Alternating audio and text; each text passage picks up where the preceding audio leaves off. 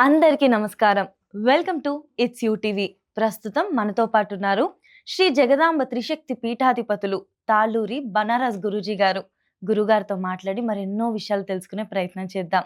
నమస్కారం గురుగారు. శ్రీమాత్రే నమః. గురుగారు, గాయత్రి మంత్రం చదివితే చాలా మంచిది అని అంటూ ఉంటారు కదా! అసలు గాయత్రి మంత్రం యొక్క విశిష్టత తెలియజేస్తారా? చక్కని ప్రశ్న అడిగారు. ఈ గాయత్రి మంత్రం అనేటువంటి దాన్ని ఎవరు చదవాలి? హ్మ్. ముఖ్యంగా ఎవరు చదవకూడదు అనేటువంటి విషయాన్ని మనం పరిశీలన చేస్తే, స్త్రీలు ఈ గాయత్రి మంత్రాన్ని చదవకూడదు. హుహు. పురుషుల్లో కూడా ఎవరికైతే యజ్ఞోపవీత ధారణ ఉన్నదో వారు మాత్రమే గాయత్రి మంత్రాన్ని చదవాలి. హ్మ్. ఈ యజ్ఞోపవీత ధారణ కూడా ఒక్కొక్కరికి ఒక్కొక్క అక్షరంలో కొంత తేడా ఉన్నట్లుగా కూడా పూర్వకాలం నుంచి పెద్దలు చెప్తూ ఉండేవారు మంత్రంలో కూడా. హ్మ్. కాబట్టి మనము ఇది ఈ మంత్రాన్ని అందరూ ఎందుకు చదవకూడదు అనే దాన్ని పరిశీలన చేస్తే, యజ్ఞ అర్హత, యజ్ఞోపవీత ధారణ అర్హత ఎవరికైతే ఉంటుందో వారికి గాయత్రి ఉపదేశం అనేటువంటిది తల్లి గర్భం నుంచి లెక్క పెడితే 7వ ఏట ఉపదేశం చేస్తారు తండ్రి గారు ఈ మంత్రాన్ని. హ్మ్. కాబట్టి తండ్రి చేత ఉపదేశింపబడినటువంటిది అయి ఉండాలి. దానికి సంస్కారం ఉన్నది, ఉపనయన సంస్కారం అని. ఆ ఉపనయన సంస్కారం అప్పుడు ఈ గాయత్రి మంత్రాన్ని ఉపదేశింపబడి ఉండాలి. ఆ ఉపదేశింపబడినటువంటి ఉపనయన సంస్కారం కలిగినటువంటి వారు మాత్రమే దీన్ని చదవాలి. హ్మ్. ఇప్పుడు ఉపనయన సంస్కారం స్త్రీలకు లేదు హ్మ్. కాబట్టి వారు చదవకూడదు. హ్మ్. ఎవరికైతే ఈ ఉపనయన సంస్కారం లేకుండా ఉన్నదో వారు కూడా చదవకూడదు. ఆ! హ్మ్. కాకపోతే నేటి సమాజంలో ఏదో భక్తి మాకు బాగా ఉంది అని చెప్పేసేసి, అంటే ఇదొక మనం 2 రకాలుగా ఆలోచన చేయాలి. మన మతాన్ని, మన ధర్మాన్ని కించపరిచే ప్రయోగాలు ఈ దేశంలో చాలామంది చేస్తున్నారు. ఇతర దేశస్థులు చాలామంది అట్లాంటి వాటిని ఎక్కువగా ప్రోత్సహించేటువంటి భాగంలో కూడా ఈ గాయత్రి మంత్రం ఈ విధంగా ప్రపంచానికి బయటికి బాగా, హ్మ్. అంటే అది ఎలా అయిపోయింది అంటే చివరికి ఒక రింగ్ టోన్‌గా, హ్మ్. అదేమనంటే మాకు భక్తి ఉన్నది అని చెప్పుకుంటున్నాము. మరి మాకు కూడా మీ యందు భక్తి ఉన్నది. మీ bank account number, personal data అంతా మాకిస్తే, మేము కూడా భక్తిపూర్వకంగా వినియోగం చేసుకుంటాము అనంటే, ఎవరికైనా మీరిస్తారా? హ్మ్. చెప్పండి. ఇవ్వం కదా! అలాగే మనం కూడా ప్రతిదాన్ని భక్తి ఉన్నది అన్నంత మాత్రాన దాన్ని గౌరవించటం. మనకి భక్తి అంటే ఏంటి? దాన్ని గౌరవించటం. దాని నియమాన్ని పాటించటం. దానికి సంబంధించిన విషయాల్ని మనము జాగ్రత్తగా గమనించటం. భక్తి అంటే అది. అంతేగాని దాన్ని మనం వద్దన్న దాన్ని చేయటం అనే దాన్ని భక్తిగా మనం చెప్పుకుంటున్నామంటే శాస్త్రంలో దాన్ని భక్తి అని చెప్పలేదు. హ్మ్. అలాగే కాలింగ్ బెల్‌గా కూడా చాలామంది పెట్టుకుంటారు. ఇలా రింగ్ టోన్‌గా, కాలింగ్ బెల్‌గా పెట్టుకునేటువంటి వాళ్ళందరికీ నేను చెప్తున్నా ఇది మహా పాపము. దయచేసి ఈ మంత్రాన్ని మీరు కాలింగ్ బెల్‌గా కానియండి, రింగ్ టోన్‌గా గాని పెట్టుకోవద్దు. ఒకవేళ తెలియక చేసుంటే గనక దాన్ని తీసివేసేసి వేరేదేదన్నా మీరు పెట్టుకోండి. హ్మ్. మనం రింగ్ టోన్‌గా గాని, లేదా కాలింగ్ బెల్‌గా గాని భగవంతుడి నామం వినాలి అని మీకు ఒకవేళ ఉద్దేశం ఉందనుకోండి, చక్కగా రామ రామ అనే శబ్దం గాని, శ్రీమాత్రే నమః అనే శబ్దం కలిగినటువంటి పదజాలం ఉన్నటువంటి దాన్ని గాని పెట్టుకోండి. ఇంట్లో కాసేపు భగవన్నామం హ్మ్. మనకు తెలుస్తుంది. శివనామం పెట్టుకోవచ్చు. కాబట్టి అలా భక్తి కలిగినటువంటి దానికి ఒక పద్ధతి ఉన్నది. ఇప్పుడు ప్రభుత్వం వారు వద్దన్నది మీరు చేస్తే మీకు జైలు శిక్ష వేస్తున్నారా లేదా? అవును. మరి ఇక్కడ వద్దన్నది చేసిన మీకు భక్తి ఉన్నదిగా. మీరు లోపలికి ప్రవేశించొచ్చుగా. హ్మ్.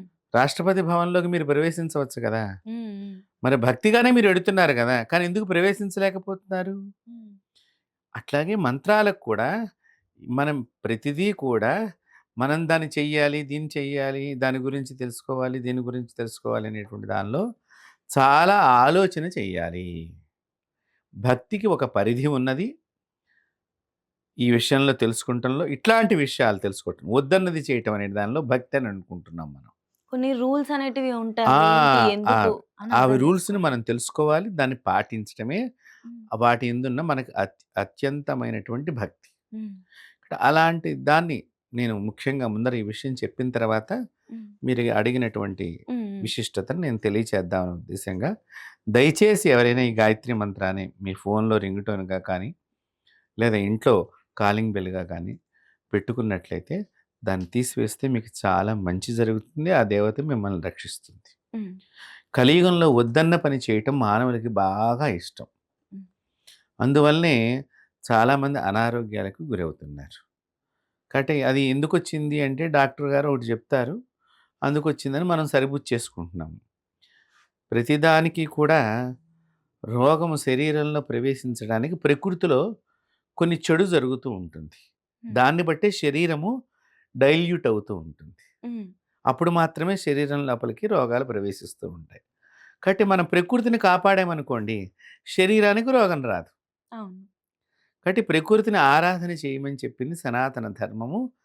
ఆ సనాతన ధర్మంలో అత్యంత ముఖ్యమైనటువంటి మంత్రాలలో గాయత్రి మంత్రము అది చాలా విశిష్టమైనటువంటిది. దాన్ని ఎవరు చెప్పారు? ఏ విధంగా పాటించమని చెప్పారు? ఎవరికి చెప్పారు? వారు మాత్రమే దాన్ని ఆరాధన చేయటం చాలా మంచి పని. హ్మ్. సరే, మీరడిగారు గాయత్రి మంత్రం విశిష్టత. ఈ గాయత్రి మంత్రం 24 అక్షరాలతో ఉంటుందమ్మా. హ్మ్. 24 ప్రధానమైనటువంటి మంత్రదేవతలు దాని లోపల దాగి ఉన్నారు. హ్మ్. కాబట్టి ఈ మంత్రదేవతలు అందరూ కూడా స్వామివారు సాక్షాత్తు ఈ యొక్క గాయత్రి మంత్రాన్ని వాల్మీకి మహర్షి తన రామాయణంలో 24,000 శ్లోకాలలో ఈ గాయత్రి మంత్రాన్ని నిక్షిప్తం చేస్తూ రాశారు. హ్మ్. రా రాముల వారి యొక్క చరితామృతం హ్మ్. రామాయణంలో ఈ 24,000 శ్లోకాల్లో ఈ గాయత్రి మంత్రాన్ని కూడా మనకొక అక్కడక్కడ కనిపిస్తూ ఉంటాయి. వాటికి సంబంధించినవన్నీ కూడా. అలాంటిది గొప్పదైనటువంటిది. అంటే రామాయణం చదివినా కూడా గాయత్రి మంత్రాన్ని చదివినట్లే. కాబట్టి రామాయణం చదువుదాం. ఎవరికైతే ఈ మంత్ర అర్హత చేయకూడదని ఉందో, మనం రామాయణం చదువుదాం. చదవటం మూలకంగా గాయత్రి మంత్రాన్ని చదువుకున్న పుణ్యం మనకు లభిస్తుంది. హ్మ్. 24 అక్షరాలు బీజాక్షరాలు ఒక్కొక్కటి 24 అక్షరాలు కూడా చాలా మహిమాన్వితమైనటువంటి బీజాక్షరాలు. హ్మ్. ఇది ప్రాణరక్షణకి ముఖ్యంగా ఉపయోగపడేటువంటి మంత్రం. ఈ గాయత్రి మంత్రం. దీన్ని ఎక్కడ పడితే అక్కడ, ఎప్పుడు పడితే అప్పుడు చదివేది కాదు. హ్మ్. ముఖ్యంగా బ్రాహ్మణులు ఇళ్లల్లో కూడా వారి మగపిల్లలకి ఉపదేశం చేయకృతం వారు గాయత్రి మంత్రాన్ని జపం చేయరు. హుహు. చూడండి. హ్మ్. రెండవది వారింట్లో ఆడవాళ్ళు కూడా గాయత్రి మంత్రాన్ని చదవరు. హుహు. మరి వారింట్లోనే వారి మగపిల్లలకే ఉపనయన సంస్కారం అయ్యేదాకా చదవటానికి వారు చెప్పరే, చదివితే తప్పని చెప్పి వెంటనే వారికి జ్ఞానోపదేశం చేస్తారు. మరి అలాంటిది మనం అందరం కూడా ఏదో భక్తిగా ఉన్నది అదే చెప్తున్నాను. సనాతన ధర్మాన్ని కించపరచడానికి అనేక మంది అనేక ప్రయోగాలు చేశారు. హ్మ్. దానిలో ఈ మంత్రాన్ని ఈ విధంగా కూడా చేయటంలో ఒక ప్రయోగం జరిగింది. హ్మ్. తద్వారా ఏమైందంటే ప్రపంచంలో రక్షణ కంటే కూడా భక్షణలాగా మారిపోయింది ప్రతిదీ కూడా. అవును. వ్యతిరేక చర్య జరిగింది. ప్రాణ రక్షణ కంటే ప్రాణ భక్షణ అనేటువంటిది మనం అనుకోవచ్చు. హ్మ్. ఈ గాయత్రి మంత్రాన్ని మన ఆ పుణ్యం మనం రావాలి చదువుకున్న పుణ్యం అనుకున్నప్పుడు ఎవరినన్నా మనం ఒకరిని నియమించుకుని సద్బ్రాహ్మణ్ణి నియమించుకుని మనకి ఆ యొక్క పుణ్యం వచ్చేటట్టుగా అది చదువుకున్న పుణ్యం వచ్చేటట్టుగా వారికి అయ్యా నాకు మీరు నా పేరు మీదుగా మీరు జపం చేసి నాకు అది ఆ ఫలితం నాకు వచ్చేటట్టుగా చెయ్యండి అనుకున్నప్పుడు వారు చేస్తారు ఆ విధంగా. హ్మ్. ఎవరు ఏది చెయ్యాలో ఆ పని వారే చెయ్యాలి. డాక్టర్ గారి పని డాక్టర్ గారు చేయాలి కానీ, ఇప్పుడు మనకు కొద్దిగా మెడిసిన్స్ తెలుస్తాయమ్మా. హ్మ్. తలనొప్పికి, అవును. కాళ్ళ నొప్పులకి, నడుము నొప్పులకి కొన్నేవో తెలుస్తాయి. చిన్న చిన్నవి. వాటికి తెలుస్తాయి. అయినంత మాత్రాన మనం డాక్టర్‌లయిపోతామా? లేదు. మరి నాకు మెడిసిన్ తెలుసు కదా! హ్మ్. నేను వైద్యం చేస్తానంటే మరి హాస్పిటల్‌లో డాక్టర్‌లు ఒప్పుకోరు కదా! హ్మ్. ఇది కూడా అంతే. మంత్రాలు కూడా ఏవైనా కూడా ఎవరికి అది ఉపదేశమై ఉన్నదో వారు మాత్రమే దాన్ని ఆరాధన చెయ్యాలి. హ్మ్. ఈ గాయత్రి మంత్రం విశేషత ఇది ప్రపంచానికి తెలియవలసినటువంటిదే. మీరడిగిన ప్రశ్న. హ్మ్. విశిష్టత తెలిస్తే జనాలకి చాలా ఉపయోగం ఉంటుంది. అవును. ఒకటి వీక్షకులకు ఉపయోగపడే విషయం నేను దీనిలో ఎక్కువగా చెప్తాను. హ్మ్. ఇప్పుడు మాంసాహారం తింటే పాపం వస్తుంది అని శాస్త్రం చెప్తున్నది. కాబట్టి ఇప్పుడు మాంసాహారం తిన్న పాపము తొలగిపోవాలంటే ఇన్ని వేల సార్లు గాయత్రి మంత్ర జపతీర్థాన్ని మనం పుచ్చుకోవాలి. హ్మ్. అలాగే బ్రహ్మహత్యా దోషం అంటే బ్రాహ్మణులను చంపినటువంటి పాపం తొలగిపోవాలంటే ఇన్ని లక్షల జపం చేసి ఆ తీర్థాన్ని మనం తీసుకోవాలి. హ్మ్. అంటే బ్రాహ్మణ్ణి చంపినటువంటి దోషము, స్త్రీలను చంపినటువంటి దోషము, పసిపిల్లలను చంపినటువంటి దోషము, దేవాలయాల్ని ధ్వంసం చేసిన దోషము ఇత్యాది అంటే ఇప్పుడు వైద్యాలయాలు కానివ్వండి, దేవాలయాలు కానివ్వండి, కొంతమంది వీటిని నాశనం చేస్తూ ఉంటారు. వాళ్ళకి ఆ స్థలం మీదనో, అక్కడో రేట్లు పెరిగినాయి అని చెప్పేసేసి హ్మ్. దాన్ని కబ్జా చేయటానికనో, ఏదో రకంగా అక్కడి నుంచి ఆ స్థలాన్ని వారు తీసేసుకుంటారు. స్వతహాగా తీసుకోవాలనే ఉద్దేశ్యంగా అక్కడ లేనిపోని చర్యలు చేసి దాన్ని మొత్తానికి అక్కడి నుంచి ఖాళీ చేయిస్తారు. దీని నుంచి వారికి పాపం చుట్టుకుంటుంది. సో, ఇలాంటి వాటి వలన ఆ మనిషి యొక్క వంశమే నాశనం అవుతుంది. హ్మ్. తర్వాతొచ్చే తరాల్లో దాని ఫలితాలు అనుభవిస్తూ ఉంటారు. కాబట్టి అలాంటి పాపాన్ని పోగొట్టేది కూడా ఈ గాయత్రి మంత్రము. ఈ గాయత్రి మంత్రాన్ని జపం చేసి ప్రాణాన్ని కూడా రక్షించవచ్చు. కాపోతే ఇక్కడ మేమేదో 4, 5 సార్లు గాయత్రి మంత్రం చదివేసామంటే మనకు శక్తి రాదమ్మా. హ్మ్.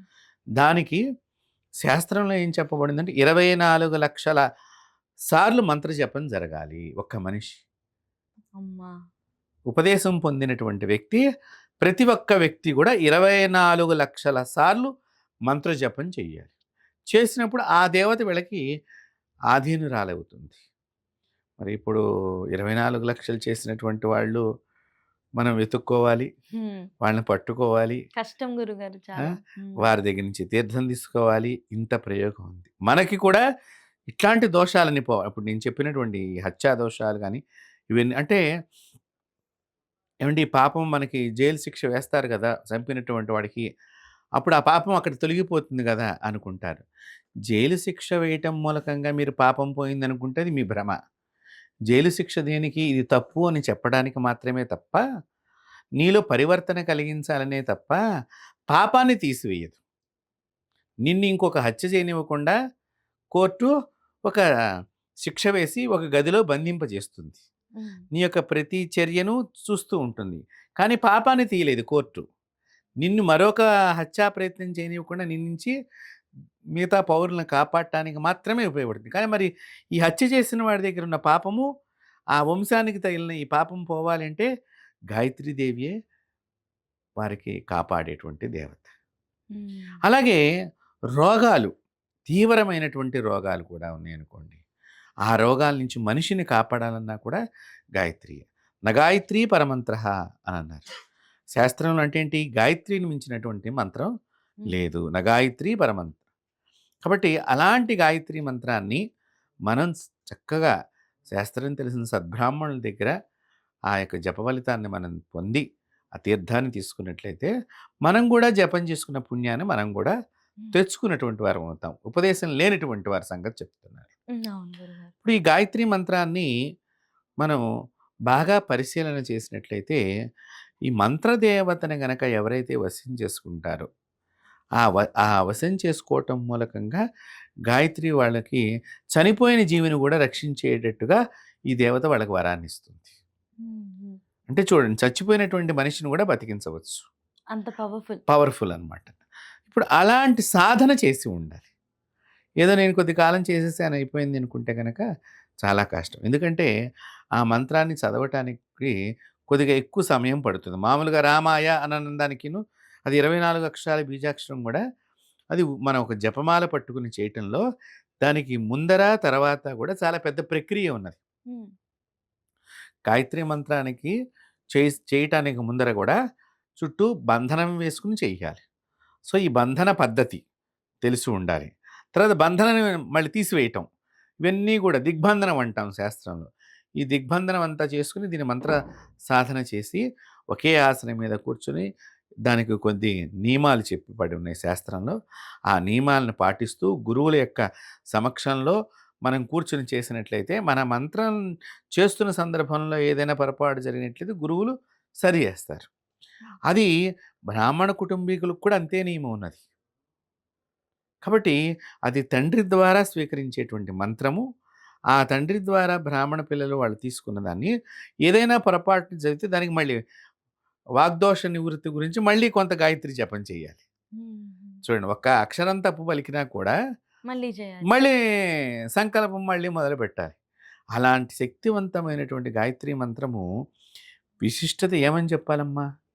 సర్వజీవులకి, సర్వజీవకోటికి ఉపయోగపడేటువంటి ఒక ఆటమిక్ పవర్ కలిగినటువంటి అణుబాంబు లాంటి మంత్రం ఈ గాయత్రి మంత్రం. మనకి సామాన్యులకి నేను అర్థమయ్యేటట్టుగా చెప్తానమాట. దీని నుంచి మీరు ఫలితాన్ని ఆశించారు. ఇది మనం చదువుకోలేకపోయాము, అయ్యే మనం ఆ జన్మ ఎత్తలేకపోయాము, లేతే అలా పుట్టలేకపోయాం అనుకునే వాళ్ళు సద్బ్రాహ్మణ్ణి పెట్టుకుని చక్కగా ఆ మంత్రానికి సంబంధించి మీరు ఇతోధికంగా మీకు తోచినటువంటి శక్తి కొలది ద్రవ్యం వారికి ఇచ్చి, అయ్యా నాకు ఆ జపతీర్థం ఇవ్వండి అంటే, ఒక 1000 సార్లు చదువుకుని తీర్థం తీసుకోవటం మూలకంగా కొన్ని రకాల పాపాలు తొలగిపోతాయి. అలాగే ఒక 1,00,000 సార్లు జపం చేయటం మూలకంగా మరికొన్ని పాపాలు తొలగిపోతాయి. ఇలా ఆ గాయత్రి మాత యొక్క జపానికి సంబంధించిన దానిలో అనేక రకాలైనటువంటి విశేషమైనటువంటివి మనకు కనిపిస్తూ ఉంటాయి. అలాంటి గాయత్రి మంత్రాన్ని మనం ఎక్కడ పడితే అక్కడ చదవకూడదు. నేను కూడా ఈ గాయత్రి మంత్రం గురించి ఇంతకంటే వివరణ మనం చాలా ఎక్కువగా ఇచ్చినటువంటి వివరణ అనమాట, మంత్ర విశేషత చెప్పాలి అంటే. కాబట్టి ఇలాంటి వివరణ ఇప్పటికైనా తెలుసుకునే జనాలు దీన్ని పాటిస్తే గనక దాన్ని గౌరవించినటువంటి భావన చేత ఆ దేవత మిమ్మల్ని రక్షిస్తుంది. సహజంగా గాయత్రీదేవి తొందరగా ఉపాసనా దేవత, తొందరగా మనకి ఆవిడ దొరికే దేవత కాదు. చాలా పరీక్షలు పెడుతుంది దేవత. 5 ముఖాలతో ఉంటుంది. 5 ముఖాలతో ఉండేటువంటి ఆ అమ్మవారికి ఒకటి నీలపు ముఖముగా, ఒకటి లేత ఆకుపచ్చ రంగుగా, ఒకటి ఎరుపు రంగుగా, ఒకటి తెలుపు రంగు, అంటే సూర్యుడు ఉదయించిన దగ్గర నుంచి అస్తమించేదాకా ఎలాంటి భావనలు కలిగినటువంటి రంగులు ఆ సూర్యోదయం దగ్గర నుంచి సూర్యాస్తమయం దాకా ఉంటాయో అలాంటి భావన కలిగినటువంటి రంగుల మిళితంతో ఉండేటువంటి ముఖాలు అక్కడ మనకి 5 ఉంటాయి. అవి ఈ 5 కూడా పంచభూతాత్మికమైనటువంటి ముఖాలన్నమాట అమ్మవారికి. సో ఇక్కడ ప్రకృతి అంతా కూడా గాయత్రితోనే ఉంటుంది. కాబట్టి అలాంటి గాయత్రి మంత్రాన్ని మనం చాలా పూజించాలి, గౌరవించాలి, నమస్కరించాలి.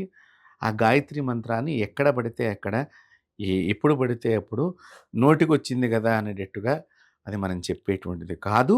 కాబట్టి వీక్షకులు దీని ఎందు గౌరవ భావనగా మెలిగి ఆ గౌరవంతో వారికి ఆ అమ్మవారు అనుగ్రహించాలని నేను సదా వారందరికీ కూడా అమ్మవారి ఆశీస్సులు అందిస్తున్నాను. గురుగారు, నిజంగా మీరు చెప్పిన మాట ఏదైనా వద్దు అని అంటే దాన్నే చేయడం గాకుండా ఎందుకు వద్దంటున్నారు? అది పూర్వం నుంచి ఎందుకలా వచ్చింది? దాని వెనుకున్న కారణాలేంటని అర్థం చేసుకొని దాన్ని మనం పాటించినప్పుడు, గౌరవించినప్పుడు చదివితే ఎంత పుణ్యం వస్తుందని మనం ఊహించుకుంటున్నామో అంతే రక్షణ అనేది మనకు అమ్మవారి దగ్గర నుంచి వస్తుంది. అంతే అనుగ్రహం అనేది వస్తుందని అవును. చాలా చక్కగా చెప్పారు. ధన్యవాదాలు. శ్రీమాత్రే నమః.